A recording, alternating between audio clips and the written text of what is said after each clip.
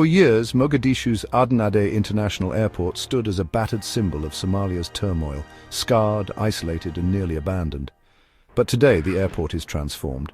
Jet engines roar where gunfire once echoed, and international carriers now crowd the tarmac. This dramatic revival is thanks to a bold and controversial partnership with Turkey. The airport is now Somalia's main artery for commerce, diplomacy and aid, its functionality vital for national progress. Turkish investment and management have not only rebuilt the airport, but also shifted the region's geopolitical dynamics. Yet this story is more than just reconstruction. It's about foreign influence, economic dependency, and the risks Somalia faces in its quest for stability. As flights increase, so do hopes for normalcy and growth, but also questions about the true cost of this foreign-led development. Is this partnership nation-building or a transaction that benefits Turkey as much as or more than Somalia? Before Turkey's arrival, Aden Adde was a crumbling relic, scarred by war, lacking basic amenities and barely functional.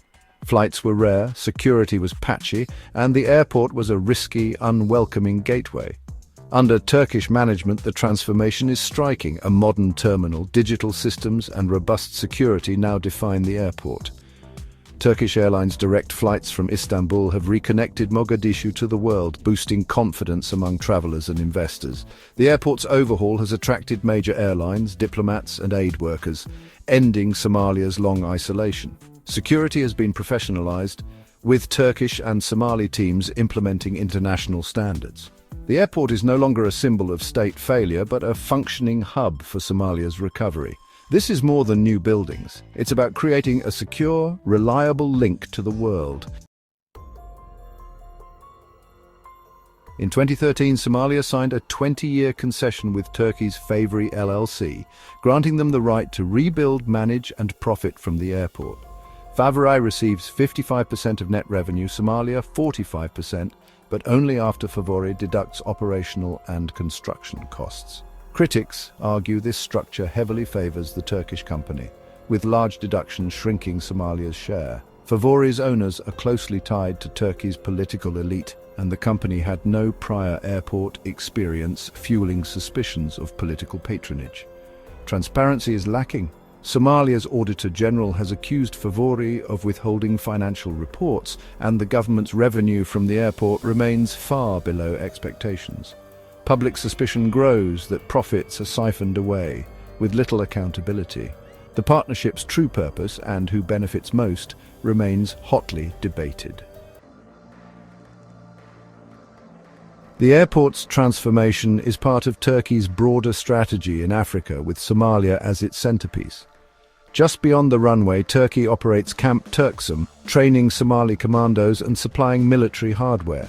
The airport is a logistical hub for Turkish military and economic interests, anchoring Ankara's influence in the Horn of Africa. Turkish goods and businesses now flow through the airport and nearby Turkish-managed seaport, making Turkey a key trading partner. This smart power approach, combining aid, investment and security, has won Turkey goodwill and diplomatic clout in Somalia. The airport is both a symbol and a tool of this deepening relationship.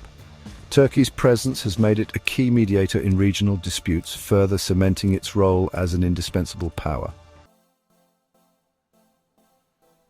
Despite controversy, the airport's revival has brought real benefits to Somalia's economy and society. Hundreds of jobs have been created, providing vital income in a country with high unemployment. The airport's modernization has spurred growth in hospitality, transport and tourism, creating a ripple effect across Mogadishu. Most importantly, Somalia is now better connected to the world. Diaspora visits, investment and diplomatic engagement have all increased. The airport is a lifeline for humanitarian aid, enabling faster, more effective responses to crises.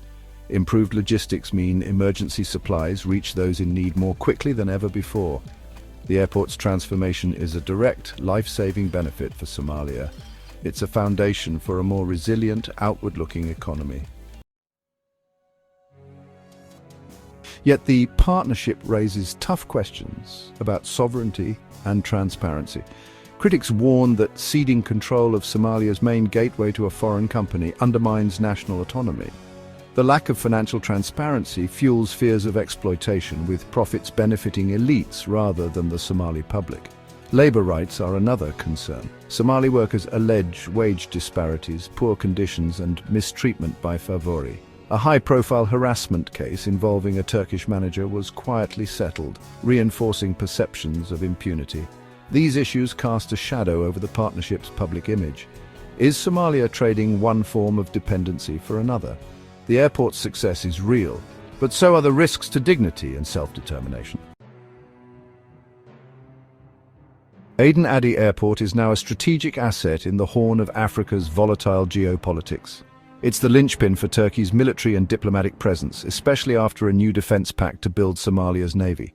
The airport has become a hub for regional power plays, with Egypt and Ethiopia also vying for influence. Recent tensions over Somaliland's port deal have drawn in foreign powers, turning the airport into a stage for rivalries. The facility is now central to Somalia's defense, diplomacy, and foreign aid. But this progress comes at a price: loss of direct control, lack of transparency, and deeper entanglement in foreign rivalries. The airport's story is Somalia's dilemma: recovery and connection, but also dependency and risk.